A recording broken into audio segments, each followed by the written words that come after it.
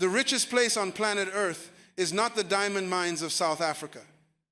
It's not the oil fields of the Middle East. The richest place on earth is the cemetery. Why? Because buried in those graves are businesses never started, books never written, songs never sung, and dreams never fulfilled. Millions of people die with their purpose still locked inside them. You don't have to be one of them. There are 3 specific secrets, 3 keys that separate those who unlock their destiny from those who take it to the grave. I discovered these secrets after years of searching, struggling, and finally breaking through. What I'm about to share with you isn't theory, it's the roadmap to your breakthrough. Let me tell you what I know about you. You're here because somewhere inside you know you were made for more.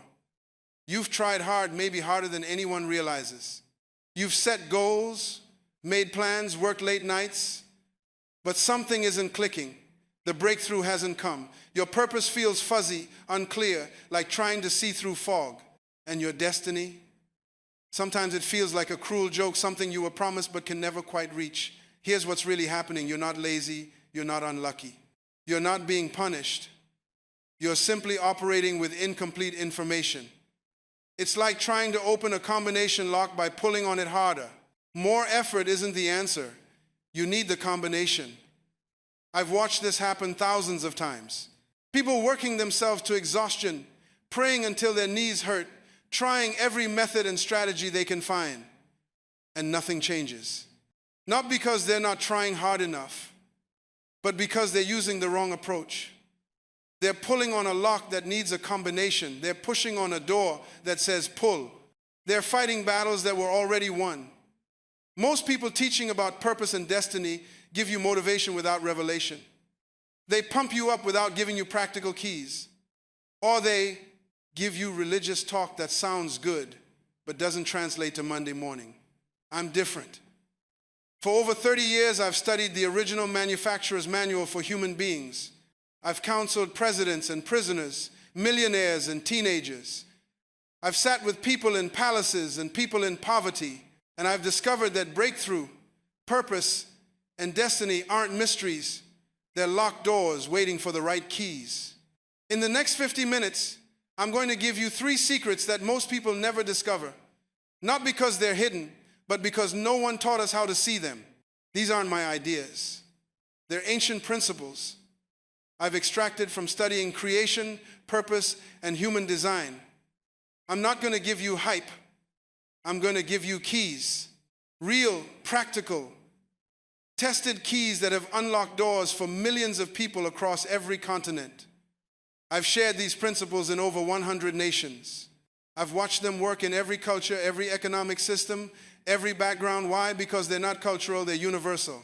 They're built into the fabric of how you were designed.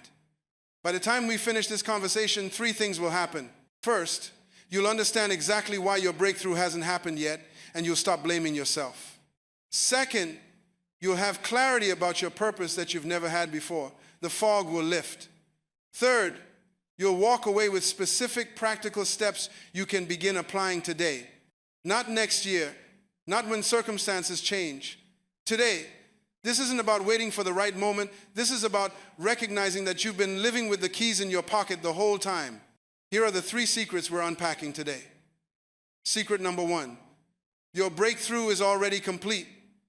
Secret number 2, your purpose is hidden in your pain. Secret number 3, your destiny requires death. I know these sound paradoxical, maybe even confusing. That's intentional. Truth isn't always obvious. The most powerful truths are often hidden in plain sight. They sound simple, but they're profound. They seem contradictory, but they're transformational. Stay with me through each one. We'll explore stories, unpack the lessons, and give you practical steps for each secret. Let me start with a story that will challenge everything you thought you knew about breakthrough. Let me take you into a moment that changed how I see everything. I was in my garden one morning watching a butterfly struggling to emerge from its cocoon. It was fighting, pushing, clearly in distress. My natural instinct was to help, to cut the cocoon and free it, but something stopped me. I remembered what a biologist once told me, that struggle isn't the butterfly's enemy, it's its training. The pressure of pushing through that tiny opening forces fluid from the butterfly's body into its wings. Without that struggle, it would emerge crippled, unable to fly, and would die. I watched that butterfly fight for nearly an hour. Every push looked painful. Every movement seemed desperate. Part of me wanted to intervene, to make it easier, to rescue it from its struggle, but I didn't. I let nature take its course, and when it finally broke free, its wings were strong, magnificent, ready. It didn't just crawl out, it flew away powerfully. I sat there weeping because I realized my struggle wasn't punishment, it was preparation. Every hard moment I'd been through, every frustration, every delay, it wasn't God being cruel or absent, it was God being strategic. The struggle was making me strong enough to carry what He was preparing for me. See, we live in a culture that hates struggle. We want microwaves, not ovens. We want shortcuts, not processes. We want instant gratification, not delayed reward. But everything valuable in life requires a process. A baby requires 9 months. A tree requires seasons. A diamond requires pressure, and your destiny requires preparation. The struggle you're going through right now isn't stopping your breakthrough, it's strengthening you for it. Years ago, I was pastoring a small church, struggling financially, feeling like my prayers were bouncing off the ceiling. One night, frustrated and exhausted, I cried out, "God, when will you give me my breakthrough?" And in that moment, I'll never forget, something shifted inside me. It wasn't a voice, but it was clear. "Myles, I don't give breakthroughs. I gave you everything you need before you were born. Your job isn't to get a breakthrough, it's to break through." That distinction changed my life. I stopped begging for what I already had and started discovering how to access it. I stopped waiting for God to do something and started asking what He'd already done. And when I shifted from a passive posture to an active one, everything changed. Doors opened. Opportunities came. Provision showed up. Not because God finally decided to bless me, but because I finally decided to break through to what was already mine. You see, most of us are praying for things that have already been provided. We're asking God to give us what He's already given. It's like a fish praying for water while swimming in the ocean. It's like a bird praying for air while flying in the sky. Everything you need is already present. You just need to recognize it and access it. Your problem isn't lack of provision, it's lack of perception. You can't see what's already there. Those 2 moments taught me the first secret. But to really understand it, we need to go deeper into what breakthrough actually means. Most people wait for a breakthrough like it's a package God delivers. But the real word is breakthrough. It's a verb, an action you take. Think of it like this. Imagine you're in a room, and on the other side of the wall is everything you need, your purpose, your provision, your destiny. It's already there. Always has been. The breakthrough isn't God pushing something through the wall to you. Breakthrough is you pushing through the wall to what's already yours. The problem isn't that God hasn't provided. The problem is we're waiting instead of breaking through. Here's the secret. Everything you need for your next level is already in your life right now. Your gifts are already inside you. Your provision is already in your community. Your purpose is already in your heart. It's not coming, it's here. You're just living below your access level. This is one of the most frustrating things I see. People with incredible potential living mediocre lives. Not because they lack anything, but because they don't recognize what they have. It's like a beggar sitting on a box of gold asking for coins. The wealth is right there, underneath them, but they can't see it. They're focused on what they don't have instead of what they're sitting on. Let me blow your mind with something scientific. When you were born, you had every egg or seed you would ever need already inside you. Nothing was added later. Every potential child you could have was already present. Why? Because creation doesn't work in installments. God doesn't do layaway plans.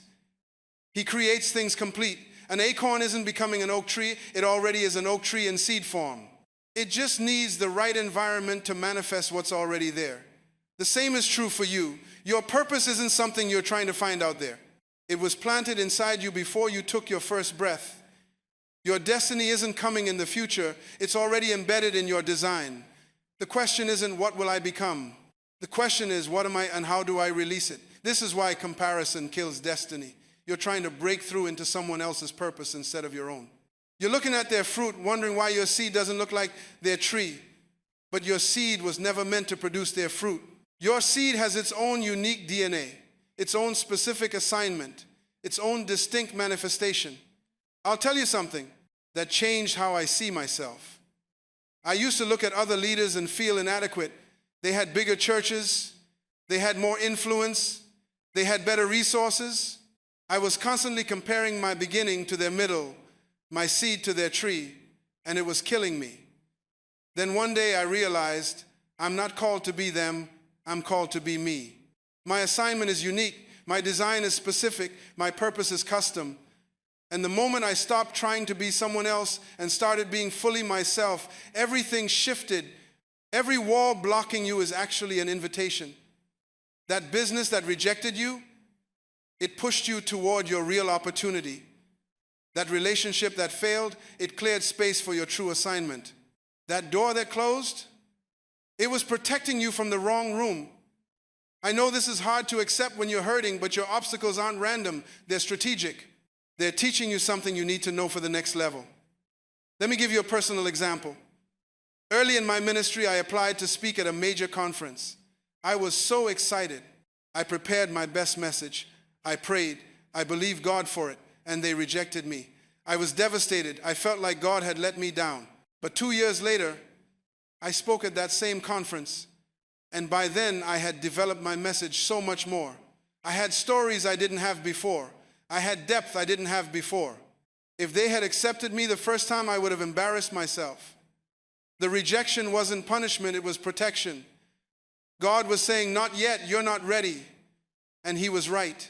Here's the secret most people miss. Your greatest breakthrough will always come through your greatest resistance. Why? Because resistance reveals what matters.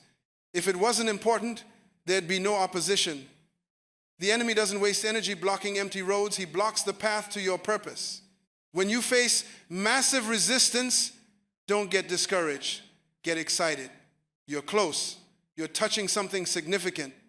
The devil doesn't fight people going nowhere. He fights people going somewhere. Think about it. When you're just coasting along, living below your potential, there's no attack. But the moment you start moving toward your destiny, suddenly everything falls apart. Relationships get tested, finances get tight, health gets attacked. Why? Because you're a threat. You're not a threat when you're passive, but when you're active, when you're breaking through, you become dangerous to the kingdom of darkness. So expect resistance. Don't run from it, run through it. Think about breakthrough in nature. A seed breaks through soil. A chick breaks through a shell. A baby breaks through the womb. Nothing alive grows without breaking through something. That's the law of increase. Breakthrough isn't the exception, it's the requirement. Your comfort zone is your shell. Your limitation is your soil. Your current level is your womb. And you were designed to break through, not settle in. The word comfort literally means with strength, but we've twisted it to mean the absence of challenge. Real comfort isn't the lack of struggle, it's having the strength to handle the struggle. The butterfly isn't comfortable in the cocoon, it's confined. But it's comfortable in flight because the struggle gave it strength. Stop seeking a life without challenge and start building the strength to handle the challenge. That's where breakthrough lies. I want you to understand something critical. Breakthrough is not an event, it's a lifestyle. You don't break through once and you're done. You break through, you grow, you reach a new level, and then you break through again. It's a continuous process of expansion.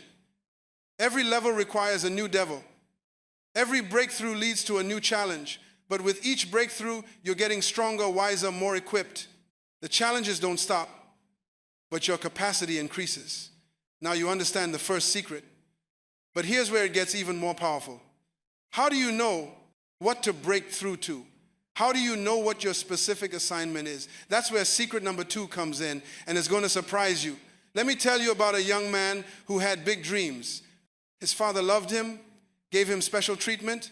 He had visions of greatness, literally dreams where everyone bowed to him. His name was Joseph. Then reality hit. His own brothers betrayed him, threw him in a pit, sold him into slavery. He went from favorite son to foreign slave overnight. Years passed. He was falsely accused by Potiphar's wife, thrown in prison, forgotten by the cupbearer. If anyone had a right to give up on purpose, it was him. But here's what most people miss. Every painful experience was preparing him for his purpose. The pit taught him humility. You can't lead nations if you're prideful. Slavery taught him management. He learned how to run Potiphar's entire household. Prison taught him patience and character. He learned how to wait on God's timing. When Pharaoh needed someone to save a nation from famine, Joseph, the pit boy, the slave, the prisoner, was the only one prepared. His pain wasn't random. It was his resume. The same brothers who threw him in the pit eventually bowed before him, not because he was lucky, but because his pain had positioned him for his purpose. What they meant for evil, God used for his education. Joseph could have spent his life bitter, angry, playing the victim, but he didn't. He allowed his pain to become his professor. Every injustice taught him something. Every setback set him up. Every betrayal prepared him to handle power without abusing it. By the time he stood before Pharaoh, he wasn't just a dreamer anymore. He was a deliverer. His pain had transformed him from a boy with a vision into a man with a solution. Think about what Joseph learned. In the pit, he learned that popularity doesn't protect you. In slavery, he learned that integrity matters even when no one's watching. In prison, he learned that God's presence is more valuable than human promotion. Each painful chapter was a classroom. Each injustice was an exam. And by the time he graduated, he had a PhD in leadership, management, forgiveness, and destiny. I grew up in poverty in the Bahamas. I watched my father work himself to exhaustion for pennies. I felt the shame of not having what other kids had. I experienced the pain of limitation. I remember going to school with holes in my shoes, trying to hide my feet. I remember the embarrassment of not being able to afford what seemed normal to everyone else. For years, I resented it. I was angry. Why was I born into struggle? Why couldn't I have been born into privilege? But decades later, after traveling to over 100 countries, after teaching millions of people, do you know who connects with my message most? Not the privileged, not the comfortable, the broken, the struggling, the ones who feel like they were born into the wrong family, the wrong country, the wrong circumstances. My pain gave me my audience. My struggle gave me my message. My limitations gave me my passion. I teach about purpose and destiny with such fire because I know what it's like to feel purposeless and stuck. When I stand in front of millions of people and say you were born for more, they believe me. Why? Because I've been where they are. My pain purchased my platform. My mess became my message. And the same brothers and sisters who used to pity me now receive from me. Not because I'm special, but because I let my pain educate me instead of embitter me. If I had grown up wealthy, I wouldn't understand the mindset of poverty. If I had grown up privileged, I wouldn't understand the struggle of limitation. But because I experienced it, I can speak to it, I can decode it, I can show people the way out because I found the way out. Your pain gives you credibility that no degree can provide. Your struggle gives you authority that no title can grant. These stories reveal something most people never understand about purpose. Here's a truth that might upset you at first. Your pain is not punishment, it's preparation. God doesn't waste suffering. He uses it. Every painful experience in your life is depositing something inside you that someone else needs. The abuse you survived taught you resilience. The betrayal you endured taught you discernment. The failure you experienced taught you humility. The rejection you faced taught you acceptance. These aren't scars you should hide. They're credentials you should use. Think about it. The best doctors are the ones who've been sick. They don't just read about symptoms, they've experienced them. The best counselors are the ones who've been broken. They don't just study depression, they've walked through it. The best teachers are the ones who struggled to learn. They understand the frustration because they felt it. Your pain gives you permission to speak into someone else's pain. It gives you authority. It gives you compassion. It gives you your message. Most people spend their lives running from their pain or hiding it. Successful people mine it for wisdom and turn it into their ministry. I've discovered something powerful. Your greatest ministry will always come from your greatest misery. Whatever tried to destroy you is exactly what you're anointed to deliver others from. Was it poverty? You're anointed to teach financial freedom. Was it rejection? You're anointed to affirm others. Was it addiction? You're anointed to bring deliverance. Was it depression? You're anointed to bring hope. Was it divorce? You're anointed to restore relationships. Was it failure? You're anointed to teach resilience. The enemy made a critical mistake when he attacked you. He thought he was stopping you, but he was actually educating you. He gave you a doctorate in something someone else desperately needs to understand. Your pain makes you an expert. And experts don't just have information, they have transformation. You don't just know about it, you came through it. You don't just teach it, you testified through it. You don't just preach it, you survived it. Here's the secret. Stop asking, why did this happen to me? And start asking, what did this make me? Because what it made you is exactly what the world needs. Your purpose isn't found in your perfection. It's found in your problems that became your platform. The thing you're most ashamed of might be the thing you're most anointed in. The area where you feel most broken might be the area where you're most blessed to minister. I'll tell you something vulnerable. There was a season where I struggled with doubt. Deep existential doubt about my faith, my calling, my purpose. I didn't tell anyone. I was a pastor. How could I admit I was doubting? But that season of doubt taught me how to fight for my faith. It taught me how to wrestle with God.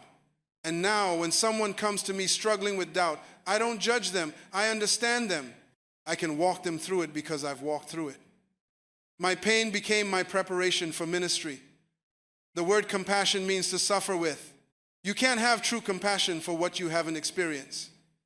You can have sympathy, that's feeling sorry for someone. But compassion is different. Compassion is saying, I've been where you are.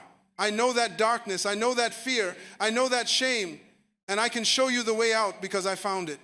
This is why your pain gives you your tribe. The people you're called to serve are the people who are going through what you came through. Your wounds match their wounds. Your victory becomes their hope. You become proof that they can survive what's trying to destroy them. God doesn't comfort you so you can be comfortable. He comforts you so you can comfort others with the same comfort you received. Your healing isn't just for you, it's for them. Your breakthrough isn't just for you, it's for them. Your testimony isn't just for you, it's for them. When you understand this, your pain stops being a burden and becomes a bridge. It's not something you carry, it's something you cross over to reach others. Look at every world changer. Moses was a murderer who became a deliverer. He killed an Egyptian. He ran away in shame. He spent 40 years in the wilderness thinking his life was over. But God used that pain to prepare him to deliver a nation. David was an adulterer who became a worshiper.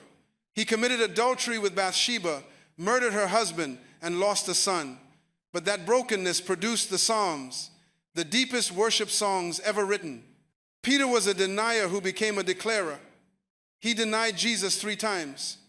He failed at the most critical moment, but that failure taught him grace, and he became the rock on which the church was built. Paul was a persecutor who became a preacher. He murdered Christians. He was responsible for Stephen's death, but his past made him the perfect person to preach grace because he understood how undeserved it is. Mary Magdalene was demonized before she was deputized. She was possessed by 7 demons. She was an outcast, but she became the first witness of the resurrection. Your past doesn't disqualify you, it develops you. Your pain doesn't diminish you, it distinguishes you. Stop running from your story. Start running with it. Stop hiding your scars. Start showing them. Not for attention, but for impact. Someone needs to see that you survived what's trying to kill them. Now you're starting to see it. Your breakthrough is complete. Your purpose is in your pain. But there's one final secret, the hardest one to accept, but the most necessary. Let's make this practical before we move on. Here's how you mine your pain for your purpose. Write down the 3 most painful experiences of your life, not to relive them, to redeem them. For each one, ask who else is going through this right now. What did I learn from this that could help them? What gift did this pain force me to develop? Maybe it forced you to develop strength. Maybe it taught you patience. Maybe it gave you wisdom. Your answers reveal your ministry field. Your pain points to your people. Start sharing your story, not to seek pity, but to offer hope. Find one person this week who's struggling with something you overcame. Tell them your story. Not the whole thing, just the part that matches their pain. Watch what happens. You'll feel purpose rise in you. Why? Because you're operating in your anointing. Your story is your sword. Use it to fight for others. When you use your testimony to encourage someone else, something shifts inside you. You stop being a victim and become a victor. You stop being wounded and become a warrior. Take one area of your life you're ashamed of or bitter about. Now finish this sentence out loud. What the enemy meant for evil, God is using for blank. Fill in the blank.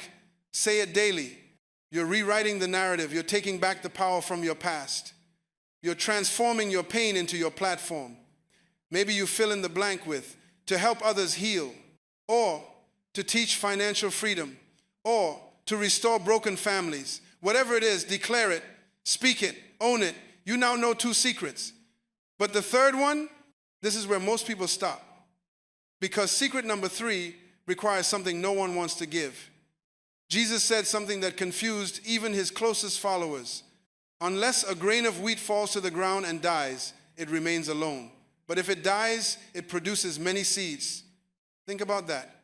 A seed holds everything needed for a tree: roots, branches, fruit, more seeds. But as long as it remains a seed, that potential stays locked. To become a tree, the seed must break open. The shell must crack. The form must die. The seed doesn't lose itself. It finds itself. But it can't find itself without losing what it was. Your destiny works the same way. Everything you're meant to become is already inside you, but it's in seed form. And seed form must die for tree form to emerge. The death isn't punishment, it's promotion. What dies is the limitation. What lives is the potential. I'll be honest with you. There was a season where God asked me to let go of everything I thought defined me. My reputation, my position, my plans, my identity as a certain kind of leader. It felt like death. I remember standing in my office feeling God whisper, "Let it die, Myles." I fought it. I negotiated. I tried to find another way. I said, "God, I've worked so hard for this. I've sacrificed for this. I've earned this." But God said, "I know," and that's exactly why it has to die. You're holding on to what you built instead of what I'm building.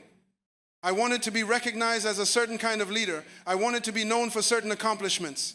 I wanted to control how my story unfolded. I wanted to manage my image. I wanted to protect my reputation. But God said, "No.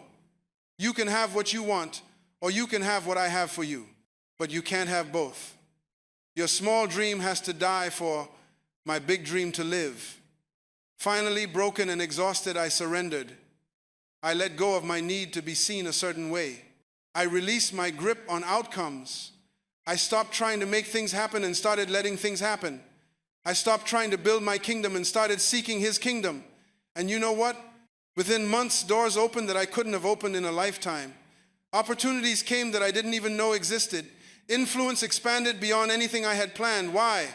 Because the me I was trying to preserve was too small for the destiny God had prepared. The old me had to die so the new me could live. That death was the most painful and most powerful experience of my life. These stories reveal the hardest truth about destiny. When I say your destiny requires death, people panic. You mean I have to die?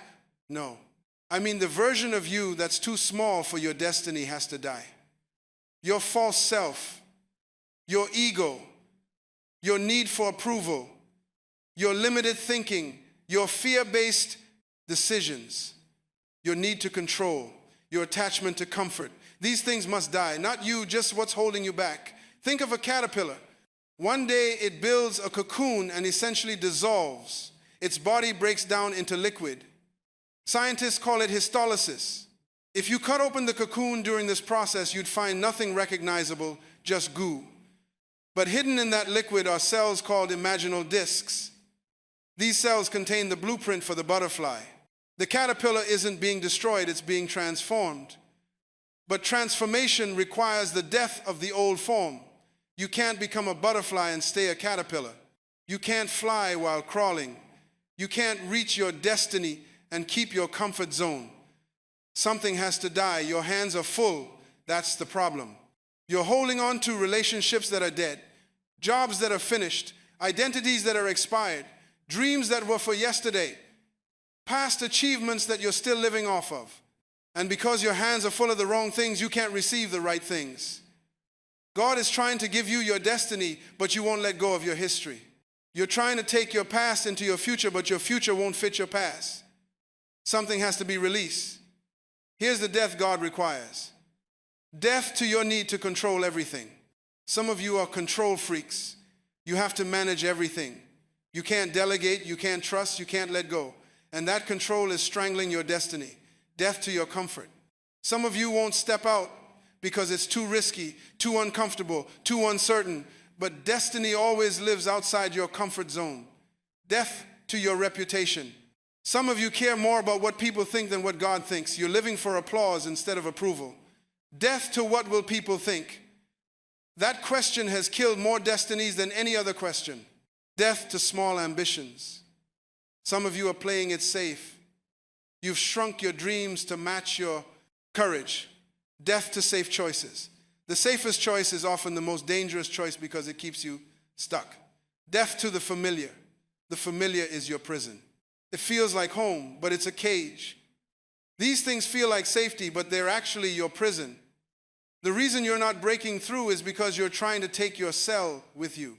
You're trying to move forward while staying in place. You're trying to grow while staying the same. I'm going to be very direct. Some of you are holding on to people God told you to release, not because they're bad people, but because they're weights.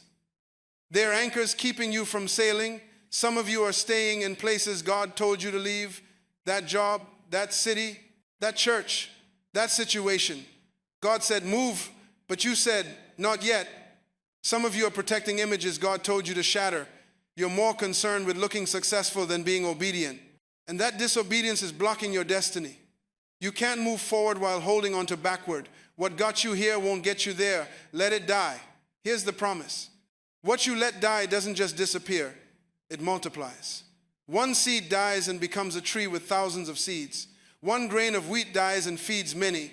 One dream dies and becomes a vision for nations. Jesus died, and salvation spread to the whole world. Your willingness to let go of the small thing releases the big thing.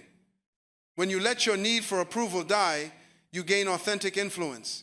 When you let your fear die, you gain bold faith. When you let your limited thinking die, you gain impossible vision. When you let your comfort die, you gain courage. When you let control die, you gain peace.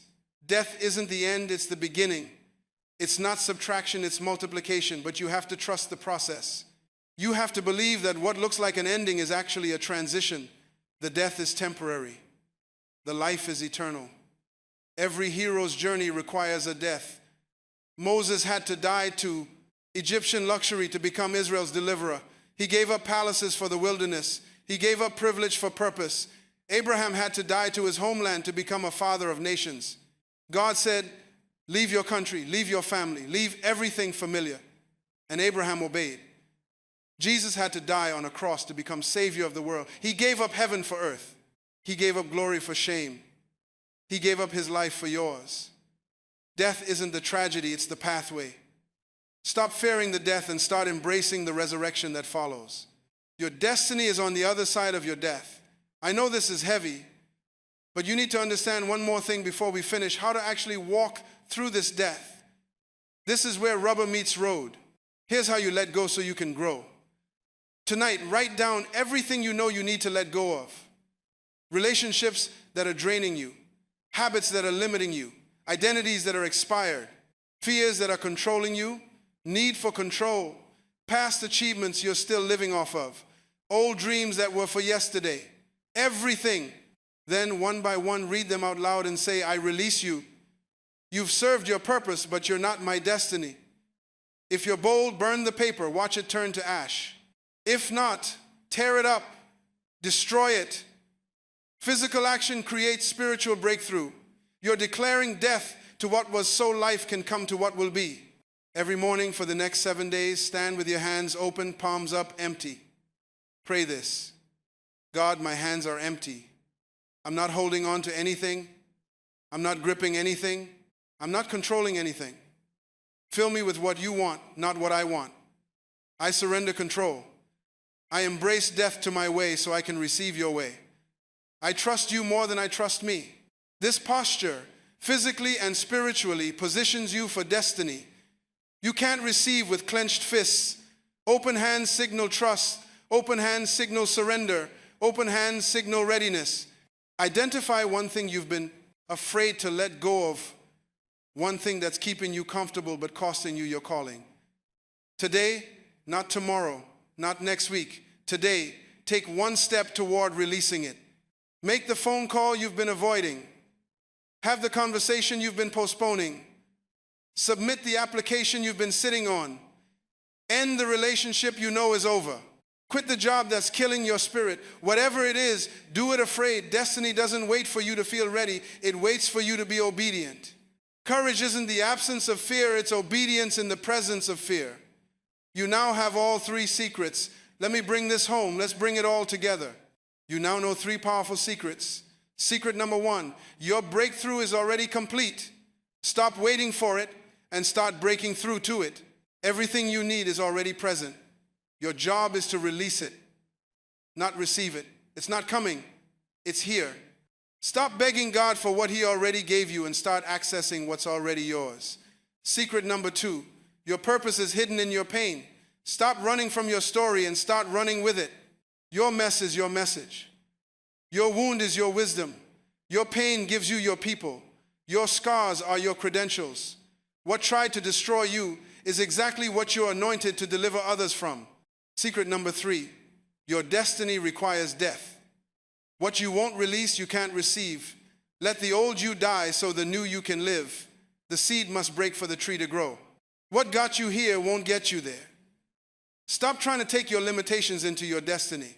These aren't just nice ideas. They're the keys to your breakthrough, your purpose, and your destiny. And here's what I want you to understand. I'm not sharing these secrets because they're mine. They're yours now. I'm just the messenger. You're the carrier.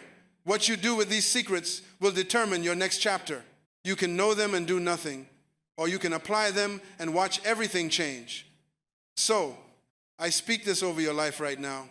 You are not behind. You are not forgotten. You are not disqualified. You are not too old. You are not too young. You are not too broken. You are not too far gone. Your breakthrough is not delayed, it's on time. Your purpose is not missing, it's being refined. Your destiny is not canceled, it's being prepared. What tried to destroy you was actually developing you. What you thought was an ending was actually a beginning. And the best is not behind you, it's ahead of you. You were born for this moment. You were created for this assignment. You were designed for this season. And today, right now, your breakthrough, your purpose, and your destiny are breaking through. Stop waiting. Start walking. The door is open. Go through it.